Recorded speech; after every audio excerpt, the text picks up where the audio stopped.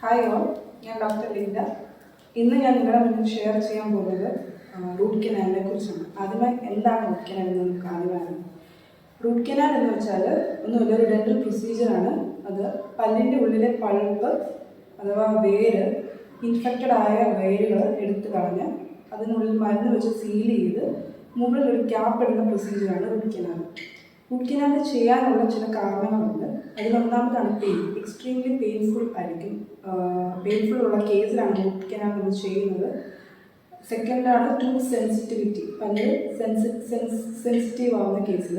പിന്നെ tooth discolouration, പല്ലിൻ്റെ colour മാറുന്ന കേസിൽ, പൊട്ടിപ്പോയ പല്ല് ഉണ്ടാകുന്ന കേസിൽ. ഇതൊക്കെയാണ് നമ്മൾ റൂട്ട് കനാൽ ചെയ്യാനുള്ള ചില കേസുകൾ.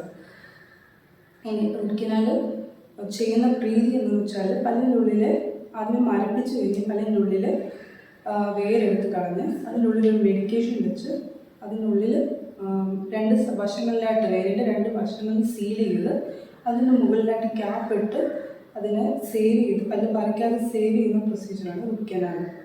ഇനി നമ്മൾ റൂട്ട് കനാൽ ചെയ്ത പല്ലിന് നമ്മൾ എങ്ങനെയൊക്കെ ട്രീറ്റ് ചെയ്യാം, അല്ലെങ്കിൽ റൂട്ട് കനാൽ ചെയ്ത് കഴിഞ്ഞ് എന്തൊക്കെ മിസ്റ്റേക്സ് വരുത്താതിരിക്കാം എന്നതിനെക്കുറിച്ചാണ്. ആദ്യമായി നമ്മൾ റൂട്ട് കനാൽ ചെയ്ത് കഴിഞ്ഞ് ഒരിക്കലും നമ്മൾ ഓറൽ ഹൈജീൻ പ്രോപ്പറായിട്ട് മെയിൻറ്റെയിൻ ചെയ്യണം. പ്രോപ്പറായിട്ട് ഓറൽ ഹൈജീൻ മെയിൻറ്റെയിൻ ചെയ്യുക. രണ്ടാമതാണ് നമ്മൾ ഫോളോ അപ്പ് ചെയ്യുക. ഡോക്ടർ എന്തൊക്കെ പറയുന്നു അതൊക്കെ അതുപോലെ മെഡിസിൻ കഴിക്കുക.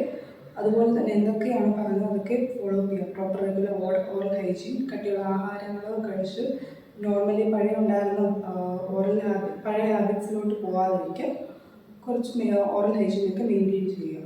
പിന്നെ ഇനി ചില തെറ്റിദ്ധാരണകളുണ്ട് റൂട്ട് കനാലിനെ പറ്റി.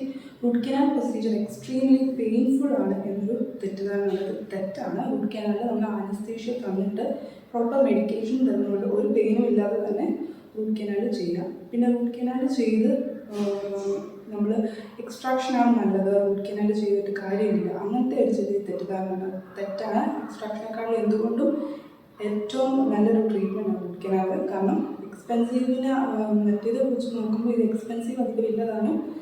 എക്സ്ട്രാക്ഷൻ ചെയ്യുന്ന വഴി കുറേ പല്ല് പറിച്ചു പോയി പിന്നെ അത് വെപ്പ് പല്ല് വെക്കാൻ പിന്നെ എക്സ്പെൻസീവ് ആവുക. ഇതിന് നല്ലത് റൂട്ട് കനാൽ ചെയ്താൽ പല്ല് സേവ് ചെയ്ത് നാച്ചുറൽ ടൂത്ത് പോലെ തന്നെ ഫങ്ഷൻ ചെയ്യുന്നതാണ്.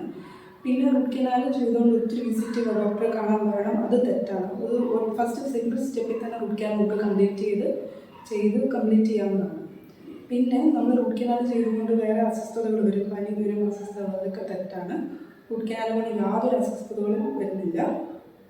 റൂട്ട് കനാൽ വളരെ നല്ലൊരു പ്രൊസീജിയർ ആണ്. പല്ല് സേവ് ചെയ്യുക, പല്ല് പറിക്കാതെ സേവ് ചെയ്യുക, അത് നല്ലൊരു പ്രൊസീജിയറാണ്. പിന്നെ ഇതൊക്കെയാണ് റൂട്ട് കനാലിനെ കൊണ്ട് ചില തെറ്റിദ്ധാരണ. ഇനി ഇതിൻ്റെ എക്സ്പെൻസ് നമുക്ക് പറയാം. എക്സ്പെൻസ് നമുക്ക് ഏകദേശം 7,000+ ആണ് ഇതിൻ്റെ എക്സ്പെൻസ്. പിന്നെ അത് മെറ്റീരിയൽ ചാർജ്, പിന്നെ ഓരോ പേഷ്യൻസിൻ്റെയും ഓറൽ ഹൈജീനും ഒക്കെ വെച്ച് ഏകദേശം 7,000+ ആണ് ഇതിൻ്റെ ഏകദേശം ഒരു ചാർജ് വരുന്നത്. പിന്നെ ഇനി ആർക്കെങ്കിലും എന്തെങ്കിലും സംശയം ഉണ്ടെങ്കിൽ കമൻറ്റ് ചെയ്യുക, ഡോക്ടർ ക്ലിയർ ചെയ്യുന്നതായിരിക്കും. Okay, thank you for watching my video.